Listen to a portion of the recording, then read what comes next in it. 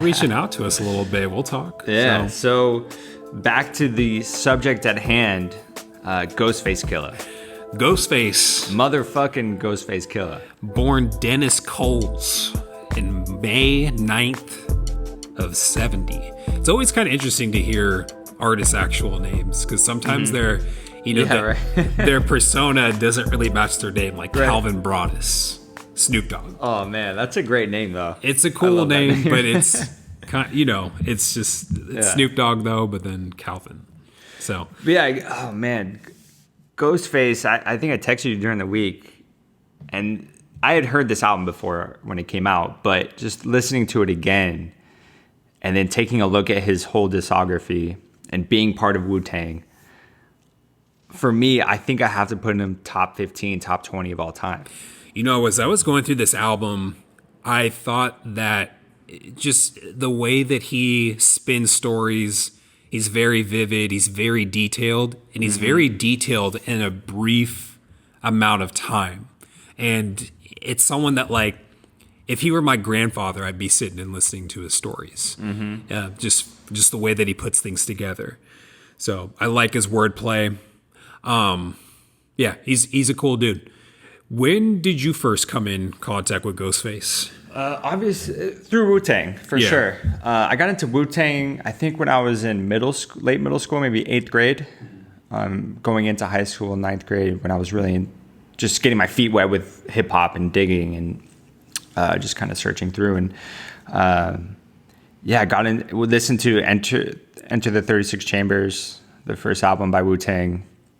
And Ghostface definitely stood out to me. His voice is very distinct. It is. You know when Ghostface is rapping, even though he's in Wu-Tang with 8 other members, even though they all are very distinct, and I think that's what makes Wu-Tang so great is they have so many different characters and they all stand out in their own way.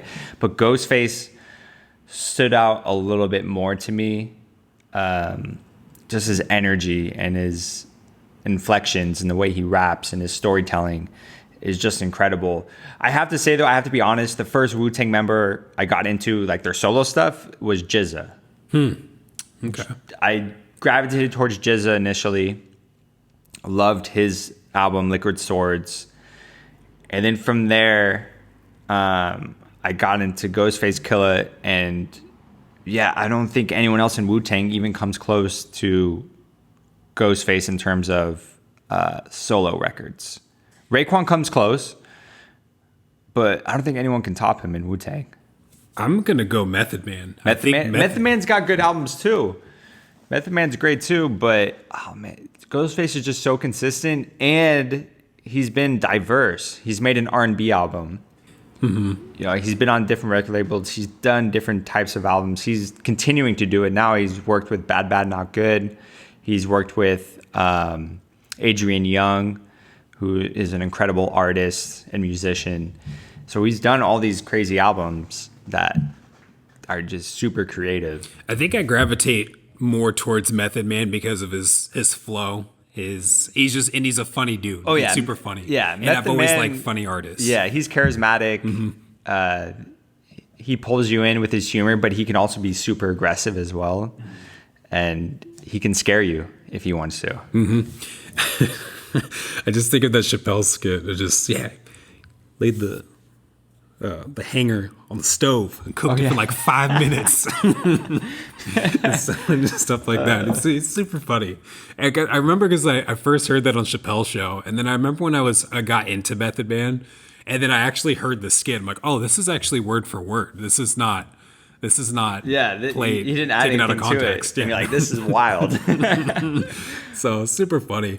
But I have to say, like, my first contact with not contact or interaction, the first intro to Ghostface Killah is actually back 7th grade when I was playing Def Jam Vendetta.